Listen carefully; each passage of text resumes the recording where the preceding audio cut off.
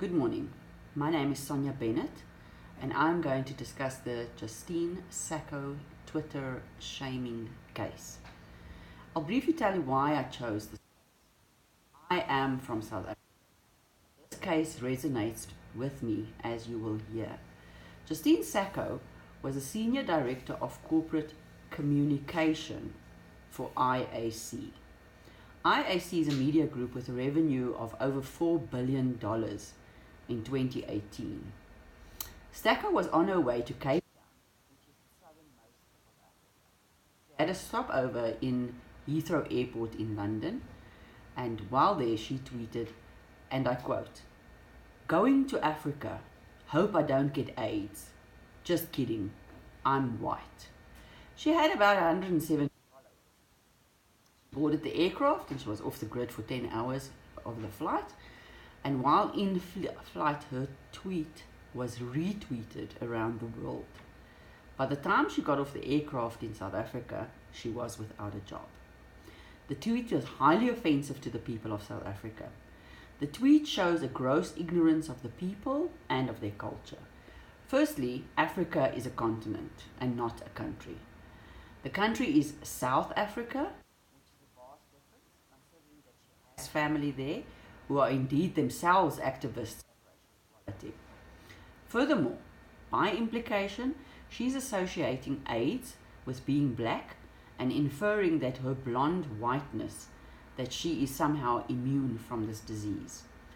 Did she think people like her don't get AIDS? Regardless of her misconception about AIDS and HIV, she tried to pass off the tweet as sarcasm. While she was still in the air, users looked at her unprotected Twitter account and found other similar posts.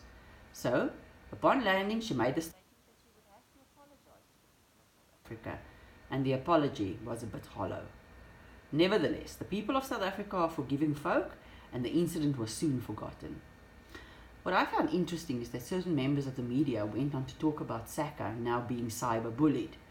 The people who were calling her out on her racist posts were bullies, and she was the poor, innocent, naive tweeter, who just happens to be the senior communications director of a multi-billion-dollar company. This case raises lots of issues.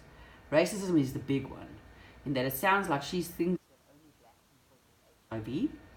Also, it seems like she's saying AIDS only exists in Africa, which brings us to the issue of ignorance. How could a senior director be ignorant of the country that she's going to visit and one in which she has family? It sounds far out to be true. So it must have been a silly mistake. And that's why the South Africans have let it go. Sacco had an obligation to show tact, empathy, and knowledge even in her personal life.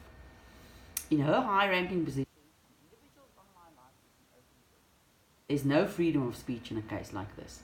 There have been many incidents where senior people have been let go or have had contracts cancelled for making inappropriate remarks even decades after they were found out. IAC would expect Sacco to act with respect and dignity at all times while employed by them, and anything less is not acceptable at all. Social media is an awesome addition to our lives, and it makes a huge positive difference. Anything we put out in any form of social media is available to anyone and will remain online in some form forever.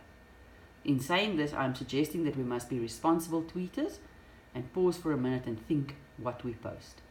Thank you.